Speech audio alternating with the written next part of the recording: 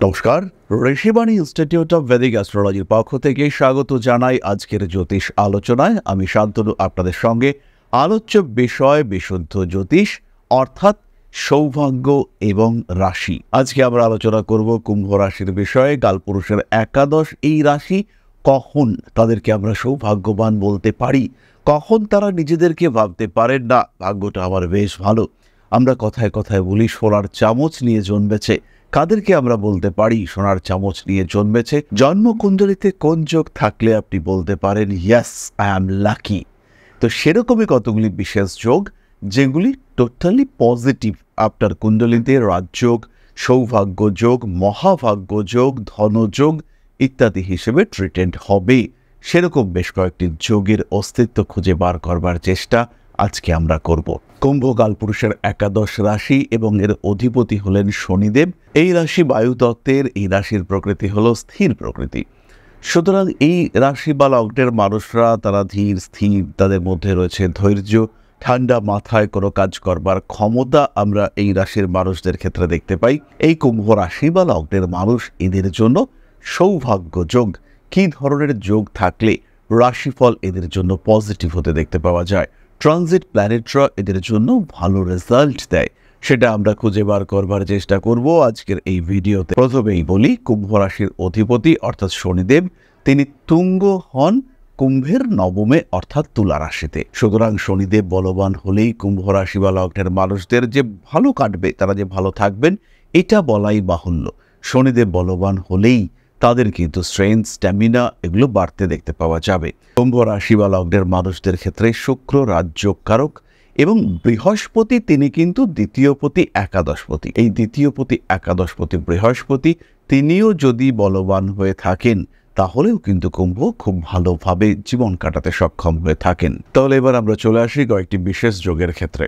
কুম্ভ রাশি বা লগ্নের মানুষদের জন্মকুণ্ডলিতে যদি গুরু শৌরী যোগ দেখতে পাওয়া যায়, অর্থাৎ যদি কুম্ভের কুণ্ডলিতে বৃহস্পতি এবং শনির সহাবস্থান, ক্ষেত্র বিনিময় এই ধরনের কোনো যোগ সৃষ্টি হয়, হতেই পারে আপনার জন্ম 1997 সালে, সেই ক্ষেত্রে আপনার কুণ্ডলিতে বৃহস্পতি এবং শনির মধ্যে দেখতে পাওয়া যাবে ক্ষেত্র বিনিময়, এবং এই ক্ষেত্র বিনিময় যদি কুম্ভের ক্ষেত্রে দেখতে পাওয়া যায়, সেই ক্ষেত্রে কুম্ভ কিন্তু যথেষ্ট সৌভাগ্যবান হিসেবে ট্রিটেড হবেন। কুম্ভ রাশি বা লগ্নের মানুষদের জন্মকুণ্ডলিতে যদি শুক্র এবং শনির সংযোগ দেখতে পাওয়া যায়, তাহলে এই জাতক জীবনের প্রথম দিকে প্রচুর পরিশ্রম করে এবং তারপরে একটা নির্দিষ্ট বয়সের পরে সে কিন্তু প্রচুর অর্থ উপার্জন, ভোগ বিলাসিতা ইত্যাদির মধ্যে কাটাতে সক্ষম হয় এবং এদের জীবনে বিরাট সুপরিবর্তন আসতে দেখতে পাওয়া যায়। কোনো রকম অশান্তি, অস্থিরতা ছাড়া এরা কিন্তু জীবনে উন্নতি করতে পারে। স্লো বাট স্টেডি মুভমেন্ট, এদের পরিশ্রম সাফল্যমণ্ডিত হয় এবং এরা এদের নিজের জীবনে যথেষ্ট উন্নতি করতে সক্ষম হয়ে থাকে। পারিবারিক অশান্তি, সমস্যা ইত্যাদি থাকলেও এদের উন্নতি কিন্তু বাধাপ্রাপ্ত হয় না। তবে একটাই বিষয়, এদের উন্নতির বয়সটা কিন্তু একটু বিলম্বিত। পরবর্তী কম্বিনেশনটি হলো বুধ এবং শুক্রের যোগ। যদি বুধ এবং শুক্রের যোগ এদের কুণ্ডলিতে দেখতে পাওয়া যায়, তাহলে কুম্ভ বংশগতভাবে ভাগ্যবান হয়ে থাকেন। প্রচুর পারিবারিক সম্পত্তি, সমৃদ্ধি সেখানে জন্মগ্রহণ করেন কুম্ভ, এবং অর্থনৈতিক দিক থেকে তারা কিন্তু ভীষণ স্টেবল হয়ে থাকেন। কুম্ভ রাশি, কুম্ভ লগ্নের মানুষদের ক্ষেত্রে এই যোগ অর্থাৎ বুধ শুক্র যোগ, এটা তাদেরকে ক্রিয়েটিভ করে তোলে এবং এরা বংশের মান, মর্যাদা, সম্মান রক্ষা করতে সমর্থ হয়ে থাকেন। খুব সহজেই এরা কিন্তু প্রচুর উপার্জন করতে পারেন, আর সাপোর্ট সিস্টেম এটা চরম লেভেলের ভালো এদের ক্ষেত্রে দেখতে পাওয়া যায়। এরা অতি সহজেই নিজের জীবনে উন্নতি করতে পারেন। পরবর্তী যে যোগটির কথা আমরা বলবো সেটি হলো বৃহস্পতি এবং মঙ্গলের যোগ। বৃহস্পতি মঙ্গল যোগ অর্থাৎ গুরু ভৌম যোগ, এই যোগও কুম্ভের জন্য অত্যন্ত শুভ একটি যোগ, এবং যদি এটা দেখতে পাওয়া যায়, সেই ক্ষেত্রে জাতক নিজের শিক্ষাগত যোগ্যতার মাধ্যমে কর্মে সংযুক্ত হয়। এই ক্ষেত্রে অর্থের চেয়েও অথরিটি এটা কিন্তু অনেকটাই বেশি অ্যাক্টিভ হয়ে থাকে। টাকা পয়সা যাই থাকুক না কেন, ক্ষমতা, পাওয়ার, অথরিটি এইটার কারণে এই মানুষটি কিন্তু সমাজে পরিচিত হয়ে থাকেন। এই মানুষগুলি কার্মিক এবং সামাজিক প্রকৃতির হয়ে থাকেন। তার সঙ্গে সঙ্গে এদের স্পিরিচুয়াল অ্যাটাচমেন্ট সেটাও ভীষণ থাকে। বাস্তব বুদ্ধির সঙ্গে আধ্যাত্মিক চেতনার একত্রীকরণ ঘটিয়ে এরা কিন্তু সমাজের উন্নয়ন ঘটাতে সচেষ্ট হয়ে থাকেন, এরা সমাজে মান্যতা প্রাপ্ত হয়ে থাকেন। ফলে এটাও একটা অসাধারণ যোগ, এবং এই যোগেও কুম্ভ রাশি বা লগ্নের মানুষরা সৌভাগ্যবান হয়ে থাকেন। জীবনে বারবার শুভ ঘটনা এদের ক্ষেত্রে দেখতে পাওয়া যায়। পরবর্তী কম্বিনেশনটি হলো শনি বুধের সংযোগ। এই কম্বিনেশনটি কুম্ভ রাশি বা লগ্নের মানুষদের জীবনে কিছু কিছু কষ্ট দিয়ে থাকে, কিন্তু এদের এডুকেশন, এদের ট্যালেন্ট, এদের ক্রিয়েটিভিটি, এদের মেধা সেটা কিন্তু অপ্রতিরোধ্য হয়ে থাকে। কম্পিটিশনে বারবার জিতবার ক্ষমতা, বাধা বিপত্তি সমস্যা যাই আসুক না কেন সেটাকে ওভারকাম করবার যোগ্যতা পুরোপুরি এদের ক্ষেত্রে দেখতে পাওয়া যায়। সমস্যা যাই আসুক না কেন এরা সমাধান সূত্র খুঁজে বার করে নিয়ে আসে। এদের জীবনে কার্মিক উন্নতি দেখতে পাওয়া যায়, এবং এই কার্মিক উন্নতি এটা কিন্তু এদেরকে একটা আলাদাই পর্যায়ে নিয়ে যায়। জীবনে বাধা বিপত্তি সমস্যা অস্থিরতা যাই আসুক না কেন এরা অবিচলভাবে নিজের লক্ষ্যে এগিয়ে যেতে সক্ষম হয়। সুতরাং এই কম্বিনেশনগুলি যদি কুম্ভের কুণ্ডলিতে দেখতে পাওয়া যায় তাহলে কুম্ভ নিজেকে সৌভাগ্যবান বলতে পারেন। এছাড়াও কুম্ভের দশমভাবে বৃহস্পতির উপস্থিতি, দশমভাবে বৃহস্পতি শুক্র কম্বিনেশন, দ্বিতীয়ভাবে শুক্র নবমভাবে বৃহস্পতি, অর্থাৎ শুক্র বৃহস্পতির মধ্যে ক্ষেত্র বিনিময়, এবং শুক্র যদি সেখানে উত্তর ভাদ্রপদ নক্ষত্রে অবস্থান করে সেটা অসাধারণ একটা যোগ। এর সঙ্গে সঙ্গে যদি একটু পজিটিভ দশা পাওয়া যায় সেই ক্ষেত্রে কুম্ভকে কে আটকাবে? কুম্ভ তখন অপ্রতিরোধ্য। একটা কথা আমরা শুনেছি, একা কুম্ভ রক্ষা করে। তো সেই সময় সেই অবস্থায় একা কুম্ভ সেই কিন্তু 100 সমান। সে যত রকম বাধা বিপত্তি সমস্যা সেগুলোকে ওভারকাম করতে পারে, এবং তার অ্যাক্টিভিটি সেটা কিন্তু সবসময় প্রশংসনীয় হয়ে থাকে। যে কাজটাই সে করুক না কেন সেই কাজটাই হয় পজিটিভ, সেই কাজটাই হয় উন্নতি সূচক। সেই কাজের ক্ষেত্রেই দেখতে পাওয়া যায় হিউজ ডেভেলপমেন্ট। ছাড়াও রয়েছে বেশ কিছু নাক্ষত্রিক যোগ, যেমন কুম্ভ রাশি বা লগ্নের মানুষদের জন্য যোগকারক গ্রহ শুক্র। এই শুক্র যদি অবস্থান করে শতভিষা নক্ষত্রে, আর্দ্রা নক্ষত্রে অথবা স্বাতি নক্ষত্রে, সেই ক্ষেত্রে কুম্ভ রাশি বা লগ্নের মানুষরা ভীষণভাবে ধন সম্পদ অর্থ উপার্জনে সক্ষম হয়ে থাকেন। তাদের জীবন অনেকটাই স্মুথ হতে দেখতে পাওয়া যায়। সবাই তাদেরকে মানে, তাদেরকে একটা গুরুত্ব দেয়, এবং অর্থনৈতিক স্বচ্ছন্দ তাদের ক্ষেত্রে এতটাই বেশি থাকে যে তারা সমস্ত কিছুকে খুব সহজেই অগ্রাহ্য করতে পারে। সুতরাং কুম্ভ রাশি বা লগ্নের মানুষরা কী ধরনের কম্বিনেশনে সৌভাগ্যবান হবেন তার একটা ধারণা আমরা পেলাম। আমরা বারবার রাশিফলের আলোচনায় শুনতে থাকি যে এটা হবে, ওটা হবে, এত টাকা আসবে, কোটিপতি হবেন কুম্ভ, কিন্তু সেই ক্ষেত্রে সেটা বাস্তবায়িত হয় না, স্বপ্ন স্বপ্নই থেকে যায়। কিন্তু কেন? তার কারণ হলো জন্মকুণ্ডলিতে এই ধরনের সৌভাগ্যসূচক যোগগুলির অনুপস্থিতি। সেই ক্ষেত্রে খুব সহজেই কুম্ভ কিন্তু তার জায়গা তৈরি করতে সক্ষম হয়ে থাকেন। এর সঙ্গে সঙ্গে যদি একটু সাপোর্টিভ দশা পাওয়া যায় সেই ক্ষেত্রে উন্নতি অতিশয় ত্বরান্বিত হয় খুব সহজেই। জাতক বা জাতিকা তারা উন্নতির চরম শিখরে পৌঁছতে সক্ষম হয়। কিন্তু যদি সেটা না হয়, যদি জীবনে মনে হয় বাধা বিপত্তি ক্রমাগত জর্জরিত করে ফেলছে, এগোতে চাইছি কিন্তু এগোতে পারছি না, যদি এরকম মনে হয় সেই ক্ষেত্রে কিন্তু জ্যোতিষ পরামর্শ আপনাকে পথ দেখাতে পারে। একজন জ্যোতিষী তিনি আপনাকে এগিয়ে নিয়ে যেতে পারেন সেই লক্ষ্যে যেখানে আপনি পৌঁছতে চান।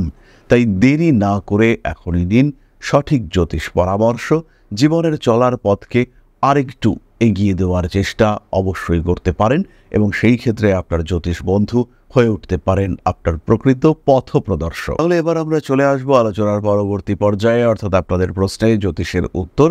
তবে তার আগে ছোট্ট একটি বিষয় আপনাদের সঙ্গে শেয়ার করতে চাইব। আশা করি পরম পিতার আশীর্বাদে সবাই খুব ভালো আছেন। জীবনে চলার পথে বিভিন্ন সময় বিভিন্ন ক্ষেত্রে আমরা প্রত্যেকেই কিছু না কিছু জনহিতকর কার্য করে থাকি। রাস্তায় যদি একজন মানুষ এসে আমাদের কাছে সাহায্য চায়, আমরা যতটুকু সম্ভব তাকে সাহায্য করবার চেষ্টা করি।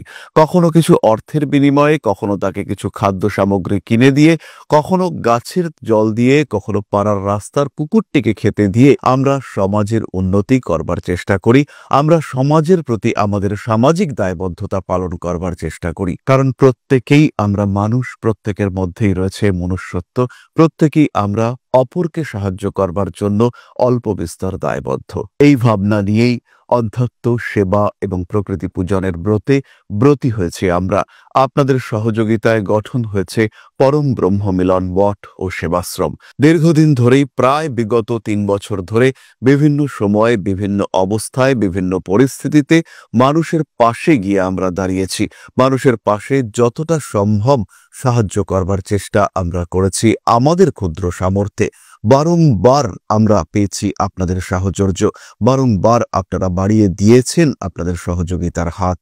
তাই আরও একবার আপনাদের সামনে আজ আমি আবার এসেছি পরবর্তী কর্মসূচিকে বাস্তবায়িত করবার জন্য। বিগত দিনগুলিতে বিভিন্ন সময়ে আমরা বিভিন্ন ক্ষেত্রে ডোনেশন কর্মসূচি করেছি।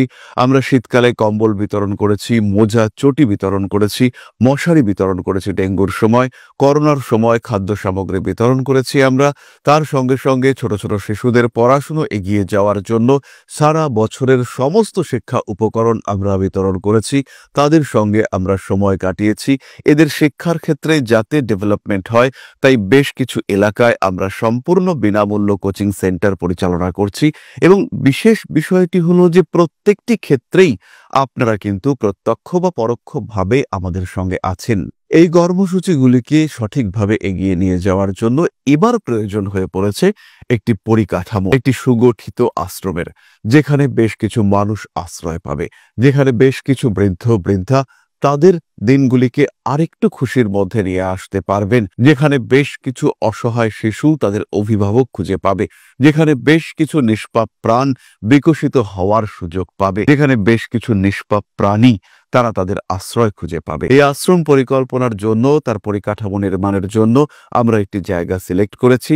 সেই জায়গাটি ক্রয় করবার জন্য প্রয়োজন বিপুল অর্থের, যেটি কেবলমাত্র আমাদের প্রচেষ্টায় সংগ্রহ করা অসম্ভব। তাই আপনাদের প্রত্যেকের কাছে ছোট্ট অনুরোধ, প্রত্যেকেই অল্প অল্প করে এগিয়ে আসুন। প্রত্যেকের বিন্দু বিন্দু অনুদানে একদিন সিন্ধু স্বরূপ গড়ে উঠবে পরম ব্রহ্ম মিলন মঠ ও সেবাশ্রম। আমাদের প্রত্যেকের স্বপ্ন সমাজের জন্য কিছু করে যাওয়ার, সমাজকে উন্নততর পর্যায়ে নিয়ে যাওয়ার এই যে প্রচেষ্টা, এই যে ইচ্ছে, এই যে উদ্যম, এই উৎসাহ বাস্তবায়িত হবে আপনাদের সহযোগিতার মাধ্যমে। তাই আপনাদের প্রত্যেকের কাছে স্বনির্বন্ধ অনুরোধ, যতটুকু সম্ভব, যতটুকু সামর্থ্য, হতেই পারে অতি ক্ষুদ্র সেই সামর্থ্য, কিন্তু এসে পাশে দাঁড়ান। ইতিমধ্যেই বহু মানুষ তাদের যথাসম্ভব সাহায্যের হাত আমাদের দিকে বাড়িয়েছেন। আমরা তাদের প্রতি কৃতজ্ঞ, আমাদের আন্তরিক ধন্যবাদ আমরা জানাই তাদের প্রতি। এবং আপনাদের কাছেও আমাদের অনুরোধ, আপনারাও একটু একটু করে এগিয়ে আসুন। সবাই যদি অল্প অল্প করে এগিয়ে আসি, তাহলেই কিন্তু বিরাট কোনো স্বপ্ন বাস্তবায়িত হতে পারবে। সকলেই যদি অল্প অল্প করে এগিয়ে আসি, তাহলেই কিন্তু বিরাট এই মহান কর্ম বাস্তবায়িত হতে পারবে। একদিন আমার আপনার প্রত্যেকের স্বপ্ন পরম ব্রহ্ম মিলন মঠ ও সেবাশ্রম আধ্যাত্ম সেবা এবং প্রকৃতি পূজনের এই মহান দায়িত্ব নিয়ে এগিয়ে আসতে পারবে, একটি জায়গা তৈরি করতে সক্ষম হবে। সবাইকে জানাই অগ্রিম ধন্যবাদ এবং শুভেচ্ছা।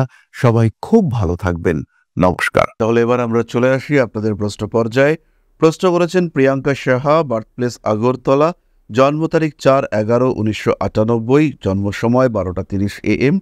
সরকারি চাকরির জন্য কোনো চান্স আছে নাকি? প্রাইভেট জব করলে ভালো হয়, প্লিজ জানাবেন। আর হলেও কবে হতে পারে? প্রথমেই বলি প্রিয়াঙ্কা, তোমার কুণ্ডলিতে সরকারি চাকরি পাওয়ার সম্ভাবনা আছে এবং এটা 30 বছর বয়সের মধ্যে।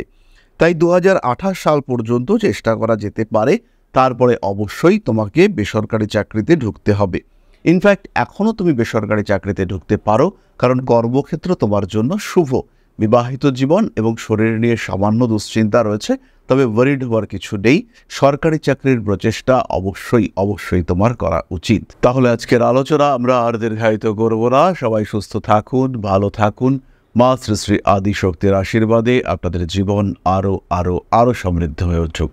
জয় মা আদিশক্তি। নমস্কার। ओम अकारादि पंचाशद्वर्णेभ्यो स्वाहा। ओम प्रतिपादादि तिथिभ्यो स्वाहा। ओम कृष्णपक्षाय स्वाहा। ओम शुक्लपक्षाय स्वाहा।